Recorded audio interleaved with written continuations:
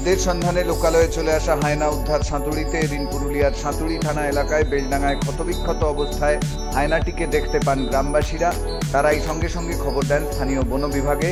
খবর পেয়ে বনকর্মীরা ঘটনাস্থলে এসে আহত হায়নাটিকে উদ্ধার করে নিয়ে যায়।